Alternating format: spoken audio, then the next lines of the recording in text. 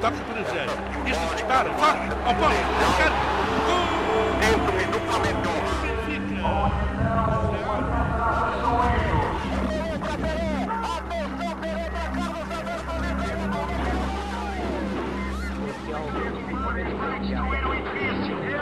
E portanto vão fazer fogo. Parece que portanto Portugal continua a resistir sem resposta. A revolução não é uma coisa assim que a gente compra um gibi e está lá escrito, não. A revolução é uma série de conhecimentos que tu adquires em tal e tal lugar, experiências daqui e dali, e tu adaptas essas experiências ao teu país. Às vezes dá certo, outras vezes não dá certo. Isto é como diz o mal. A revolução é assim, a gente soma os fracassos, as coisas certas e as erradas. Se tivermos mais coisas certas, ganhamos a revolução. Se forem mais erradas, perdemos a revolução.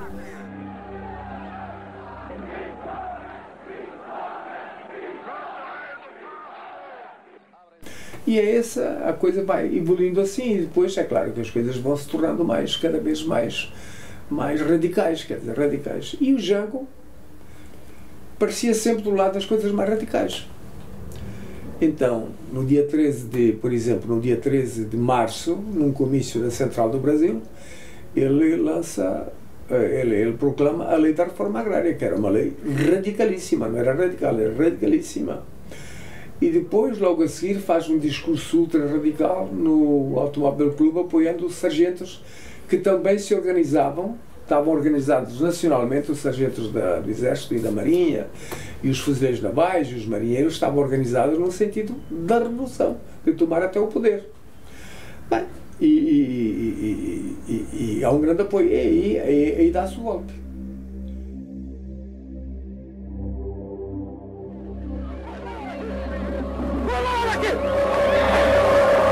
Ato público está proibido, não admitimos passeata nem comício. Está todo mundo preso.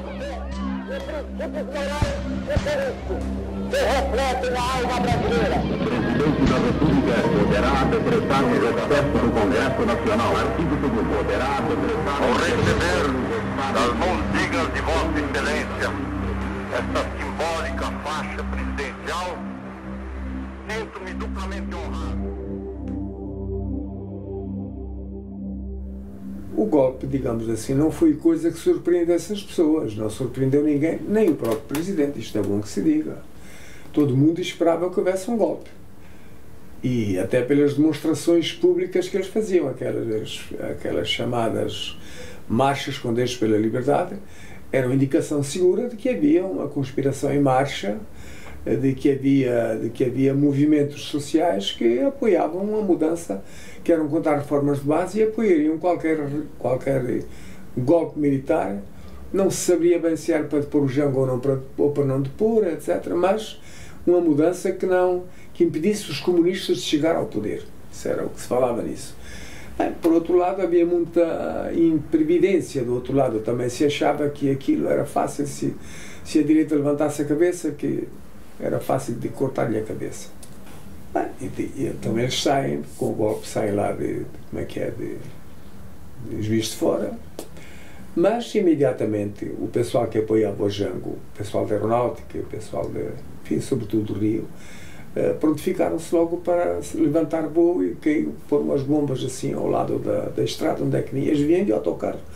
E o Jango proibiu qualquer movimentação do exército contra esses grupos. Quer dizer, o Jango ficou naquela estava no Rio, por exemplo, o Aragão, que era comandante dos fuzileiros navais, que eram todos gente que estava querendo lutar, o próprio Aragão era um cara que estava a apoiar o Jango e gostava do Jango e do Brizola, dessa gente toda. Organizou, os fuzileiros organizaram-se, vieram a pé do Corpo de Fuzileiros navais, cercaram o Palácio de Guanabara, onde é que estava o Lacerda a falar numa emissora, etc, etc. E preparavam-se para bombardear o palácio. Eu estava ali, estava presente, ninguém me disse, vi, estava lá. E quando aquilo estava já para ser disparado, chegou um oficial do corpo de guarda do Jango, que tinha o Palácio das Laranjeiras, naquele tempo era o palácio onde é que o Jango se hospedava quando vinha ao Rio, a dizer que não queria que mandassem uma turma para a dar-lhe cobertura para ele sair para Brasília. Eu disse, mas para Brasília fazer o quê se já os insurretos já tomaram conta de Brasília? E aí vimos que a coisa estava mal. Mas ninguém tinha noção do que fazer. O golpe foi uma coisa fácil porque absolutamente ninguém tinha noção do que fazer. E os que podiam fazer alguma coisa não fizeram nada porque o Jango não deu ordens. E só o Jango é que podia dar ordens. Como o Jango foi-se embora, ninguém deu ordens. Então aquilo foi como tirar um picolé da mão do menino, dizemos no Brasil. Elas próprias, mais do que ameaçadas, foram chamadas, praticamente intimadas, a cumprir a missão que o momento lhes impunha, estabelecendo a ordem e livrando o país dos trapos vermelhos que ameaçavam sufocá-lo. O maior general do país parece confirmar a oposição das Forças Armadas à próxima vice-presidente irregular, segundo o despacho da vice-presidente, ministro da Guerra, Serviço Público da AES para a saída de Petróleos Revendedores com as últimas notícias da UPI desta emissora. Presidente Costa e Silva fala sobre o ato institucional e dirige mensagem de Ano Novo ao povo brasileiro.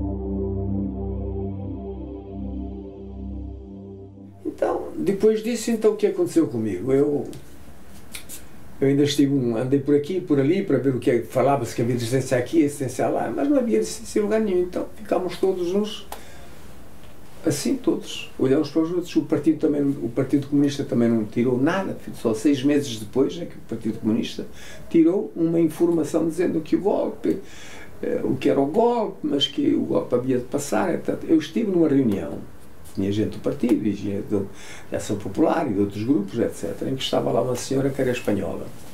Isso para vos dizer como eram as coisas. E aí estava-se a falar o que fazer, o que não fazer, e ninguém se entendia, porque ninguém sabia realmente o que fazer, porque nós tínhamos uma outra perspectiva de tomar o poder a partir do poder. E ela diz assim, olha, isto dos golpes militares e das ditaduras é assim, os primeiros 10 anos é que custam, depois a gente habitua-se. Ela tinha a experiência da Espanha. Bem, não a jogaram da janela abaixo, lá do 10º andar onde estava, por pouco, porque o pessoal ficou indignadíssimo com isso que ela disse. É claro que durou 20 anos, não durou 10.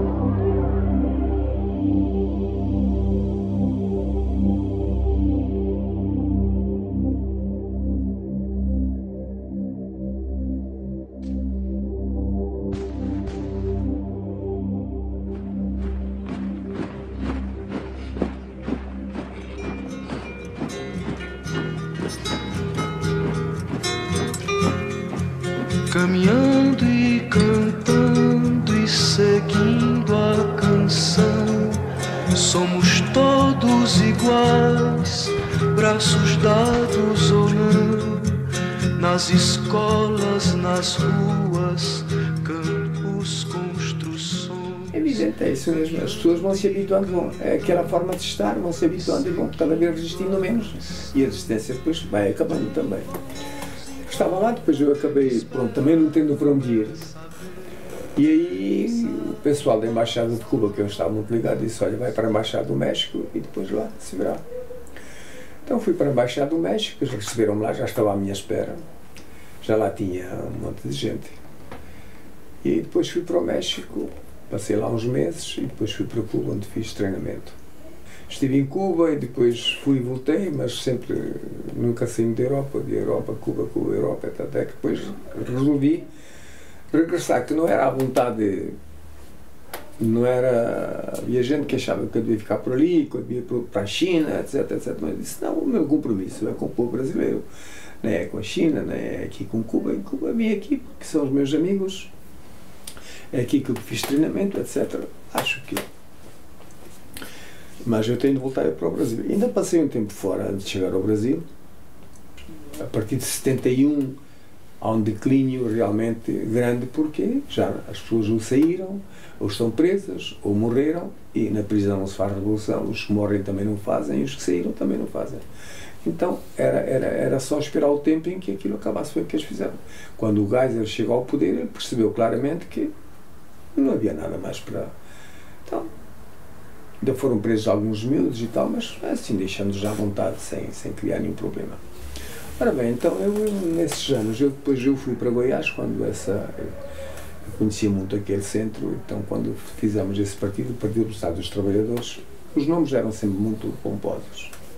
Os trabalhadores, eu fui para Goiás, mas sempre fazendo a mesma coisa, quer dizer,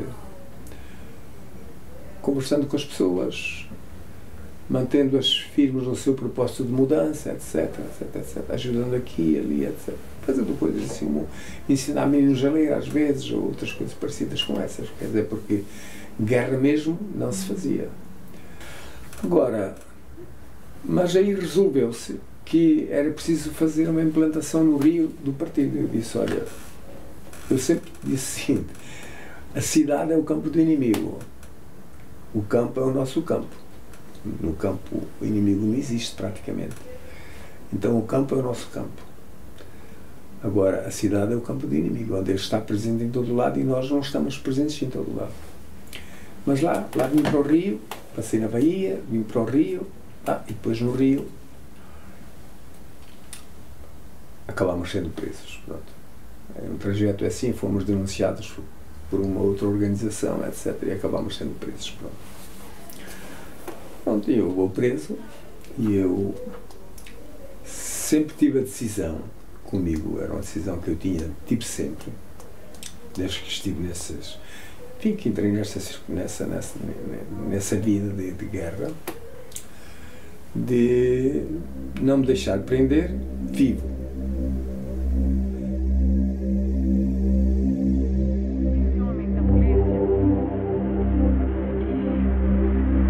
Fui espancada, bufetadas, mas cerca de 20 bufetadas. Elas sacaram a roupa e fizeram uma série de torturas, espancamentos, teléfono. No terceiro dia, eles barro la mano do capitão Benoni Albernaz. Ele me torturou 20 horas consecutivas. A mim me hacían torturas sexuales. ¿Puedo describirlo? No, me sacaron la ropa y me torturaron, empezaron a hacer estos en la vagina internamente, me llamaron la nariz, orejas y por todo el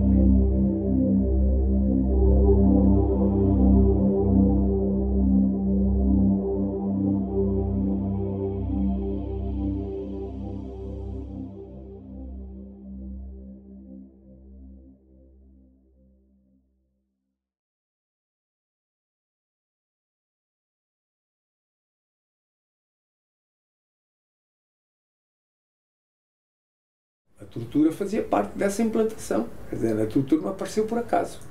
A tortura surgiu para convencer ou para terminar com aqueles que resistiam à implantação desse sistema capitalista, todos esses sistemas. Então isto foi criado em universidades no Canadá, porque os Estados Unidos não podiam financiar isso dentro dos Estados Unidos. Então esses sistemas de tortura foram todos cientificamente criados em universidades.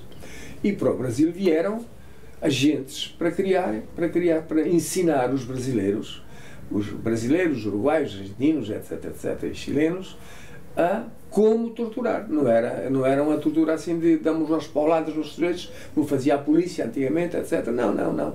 Era uma coisa que tinha um caráter mais ou menos científico. Bem, mas eu fui preso em Bangu, perto de Nova Iguaçu, na estação de caminho de ferro. E então, entre a estação de Nova Iguaçu e o Doicode, que é na Barão de Mesquita, já cá na cidade, eu disse, bem, eu vou ter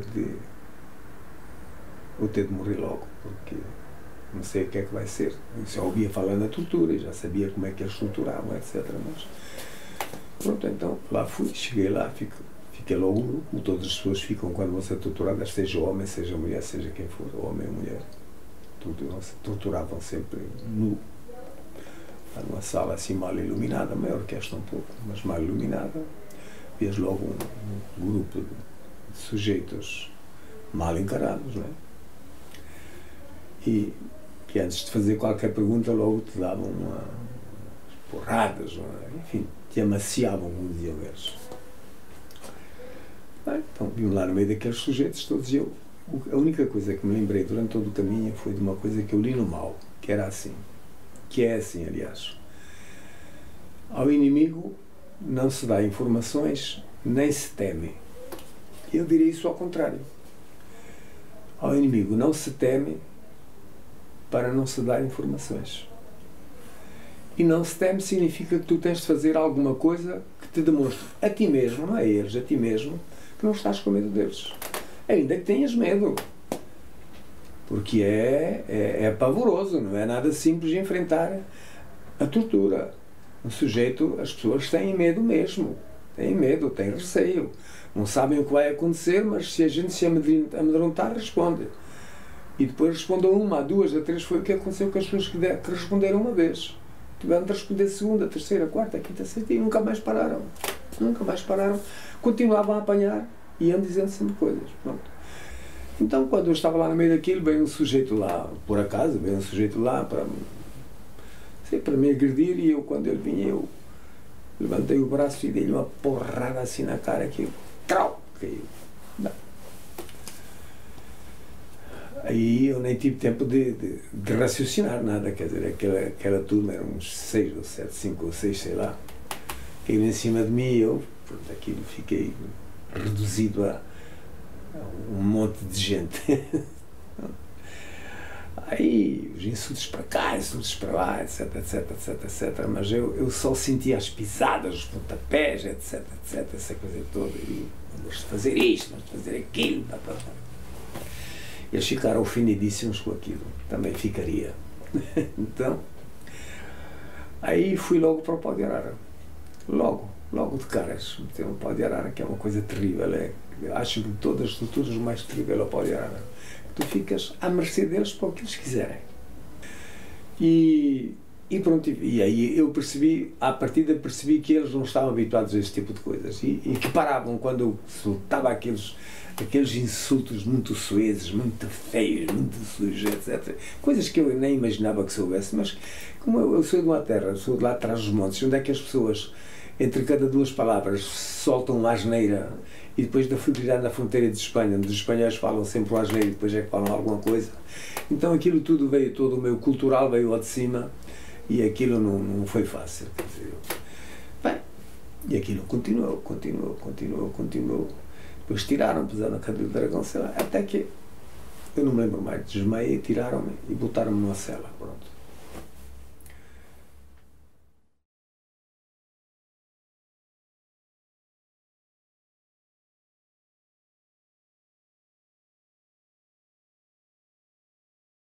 Aqui posto de comando do movimento das Forças Armadas. As Forças Armadas portuguesas apelam para todos os habitantes da cidade de Lisboa no sentido de recolherem as suas casas, nas quais se devem conservar com a máxima calma. Esperamos sinceramente que a gravidade da hora que vivemos não seja tristemente assinalada por... Terra da fraternidade. O povo é quem mais ordena dentro de ti. Posse Morena. Terra da fraternidade. O povo é quem mais ordena dentro de ti. Posse Morena. Terra da fraternidade. O povo é quem mais ordena dentro de ti. Posse Vila Morena. Terra da fraternidade. Morena. Terra da fraternidade. O povo é quem mais ordena Vila Morena. Terra da fraternidade. O povo é quem mais ordena dentro de ti.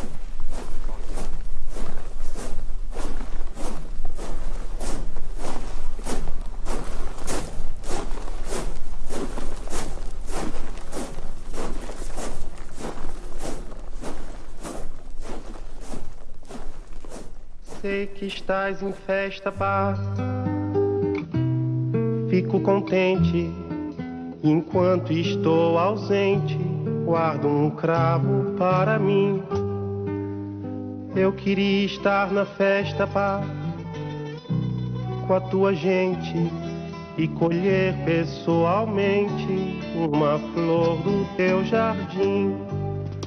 Sei que há léguas a nos separar, tanto mar, tanto mar. Sei também quanto é preciso, pá, navegar, navegar. Lá faz primavera, pá. Então vamos para lá e realmente a Fortaleza de Santa Cruz foi um lugar assim, quer dizer, sempre que a gente estava em lugares onde havia militares, as prisões eram hediondas porque eles tínhamos como inimigos deles, nós a eles. Então o tratamento era terrível de um lado e do outro, quer dizer, ninguém, nunca havia uma relação nem sequer digamos, de cortesia. Não. Eles eram nossos inimigos e nós éramos inimigos deles e acabou-se. Era assim mesmo, não havia conversas. Então não deixavam entrar rádios, não deixavam entrar jornais, não deixavam entrar nada. E nós conseguimos contrabandear lá para a Fortaleza um rádiozinho daqueles, do tamanho de aqueles pequenos que são do tamanho de menos que um telefone, um telemóvel. E ouvíamos por dia 3 noticiários da Rádio Jornal do Brasil. Um às 7h30, outro às 5h30 e outro às 8h30, ou coisa que vai. Era às meias horas.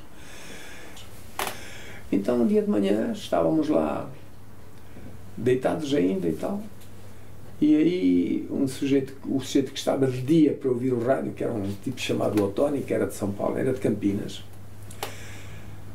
gritou assim: "Houve uma revolução em Portugal!" e tal. E a gente ficou assim, ele percebeu, ficou também quieto, amochado ali, etc., porque podiam ter ouvido os sentinelas, mas não ouviam, estavam distraídos, ou coisa que vai.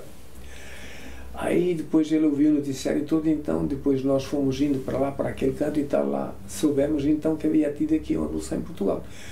Aqui na Europa e na França e outros lugares, muita gente achou que podia ser de direita. Nós nunca tivemos essa dúvida. Para nós foi uma revolução de esquerda mesmo, para depor o fascismo. Então passámos a ouvir o que estava a se passar aqui em Portugal, nesse rádio, 3 vezes por dia, enquanto estivemos na Fortaleza. Até que depois um dia saímos da Fortaleza e a Fortaleza acabou com o presídio militar, também numa greve de fome que nós fizemos. Mas antes disso, nós discutimos muito a revolução aqui, como é que ia, como é que não ia, a gente discutia, não, acho que aquilo está dando para trás, aquilo não está indo para a frente, aquilo não sei o quê, só pela nossa intuição de ouvir no rádio. Não tínhamos nenhuma informação mais sobre isso. Nenhuma informação mais, porque as nossas famílias também coavam a informação. E como não tínhamos jornais, só líamos o Jornal dos Esportes sem aquela última página que trazia notícias, então o que nós sabíamos era tudo sobre Flamengo, Fluminense, os futebols do mundo, sabíamos tudo. Mas de política nada. Aí resolvemos, falámos e tal, e eu resolvi escrever uma carta aqui para Portugal, endereçada a ninguém, quem a recebesse, sobre essa situação, a preocupação que nós tínhamos que em Portugal a direita estava caminhando para o poder. Essa carta aqui é atrás do Rui Guerra, um cineasta que está no Brasil e é meu amigo há muitos anos. É ele o pai do cinema novo no Brasil, aquele filme Os Cafajestes. E então ele traz e entrega aí a umas pessoas e a carta vai bater na mão do Zeca. E o Zeca, a partir dessa carta, faz aquela cantiga: Santa Cruz da Fortaleza, está preso ali de Freitas, que eu. Isso é em 76, por aí que ele faz a cantiga, já não estava na Fortaleza eu. Mas também não tomei conhecimento da cantiga, eu só tomo conhecimento da cantiga lá para 77 ou 78, que há um amigo que era do consulado, que está agora aqui em Portugal, o Jacinto Rego de Almeida, que era adido comercial, que me leva uma cassete, onde é que está essa cantiga. Eu vi a cassete e tal, tem outras cantigas, até, mas quando chegou naquela, eu tornei atrás, bem, e realmente fiquei passado, né? A emoção foi tão grande que eu fiquei com a cabeça em cima da mesa, era uma mesa de cimento, e durante um tempo as lágrimas corriam. Depois peguei, quando me senti melhor, reunia, está tudo, vamos ouvir aqui esta música e tal. Ouvimos as músicas, depois chegou àquela, todo mundo ficou assim a olhar, diz, toca de novo, toca de novo. Bem, acabámos todos abraçados. Logo vi a cantiga, não era para mim a cantiga, era uma cantiga de apoio à luta do Brasil contra a ditadura. Isto porquê? Porque há uma coisa que eu sempre repito e já com vários presos tenho discutido isso, várias pessoas. É quando os presos políticos, quando estamos presos e muito tempo presos e as notícias começam a rarear, nós começamos a ter o seguinte raciocínio, que é verdadeiro. É verdadeiro. O mundo está cheio de gente. Nós estamos aqui presos porque lutamos para que o mundo fosse melhor. E ninguém se importa connosco aqui. Vamos morrer aqui esquecidos. Essa é a sensação que os presos têm. Os presos estão achando que o mundo, mesmo aqueles que foram nossos companheiros, já estão lá, foram presos, coitados.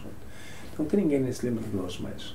E aquela cantiga veio nos dizer exatamente o contrário, que havia pelo menos uma pessoa no mundo, que eu nem conhecia, nenhum de nós conhecia, tinha feito uma cantiga lembrando-se de nós, da nossa luta, e denunciando as coisas. Homem de grande firmeza, em maio de 1070, numa casa clandestina, com a companheira e a filha, caiu nas garras da CIA.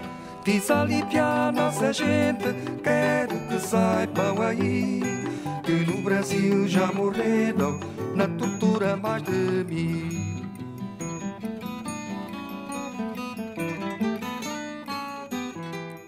Essa cantiga teve uma repercussão formidável, já, digamos assim, ela diretamente não nos salvou a vida, mas ela abreviou, digamos, o nosso tempo de prisão e as coisas, enfim, o mundo tornou a saber que havia presos políticos no Brasil e que havia alguns há 10 anos, outros há mais, etc. Então a cantiga foi importante por isso. Agora, nenhum de nós conhecia o Zeca, não conhecia nada sobre as músicas de Portugal, nada. Só vinha saber depois quando vim aqui a Portugal, porque eu cumpri prisão até sair da prisão, cumpri até 79. Em 80 que eu vim a Portugal é que eu conheci o Zeca, nessa altura.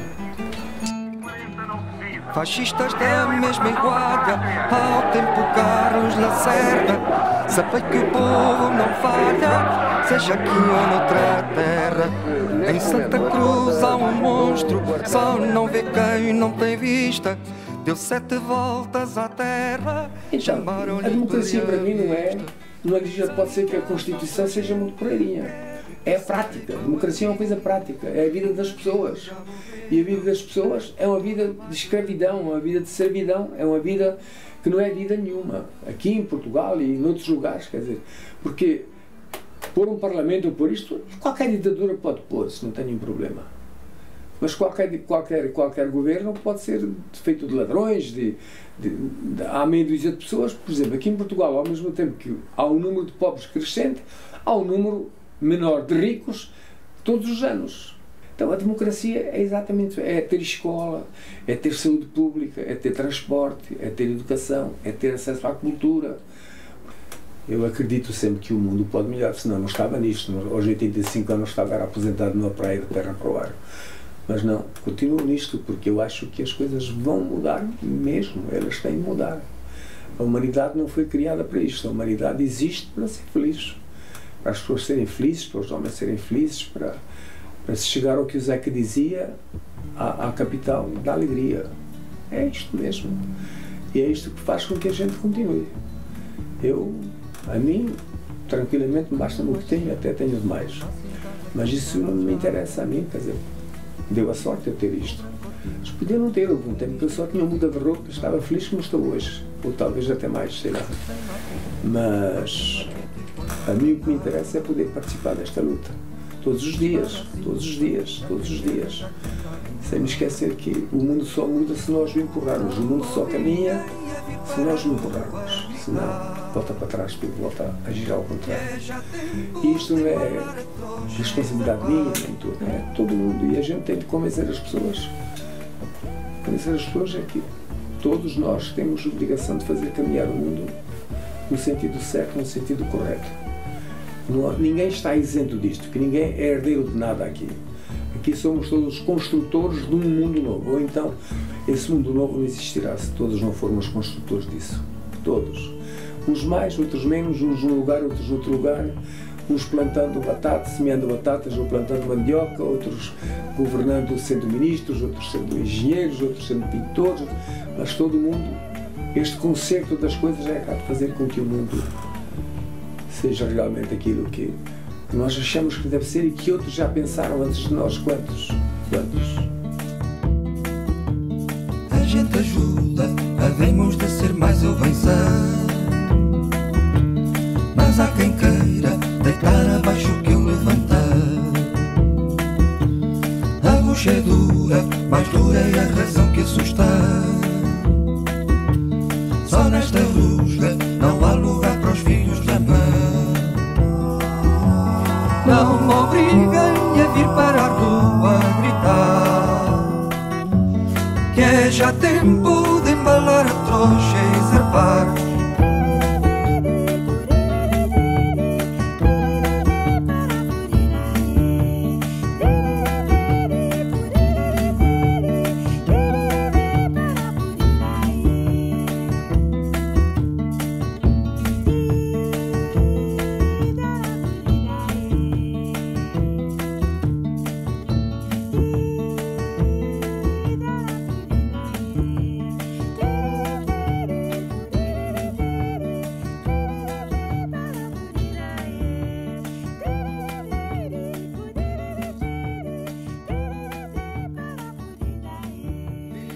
De abril, 125 de abril, 125.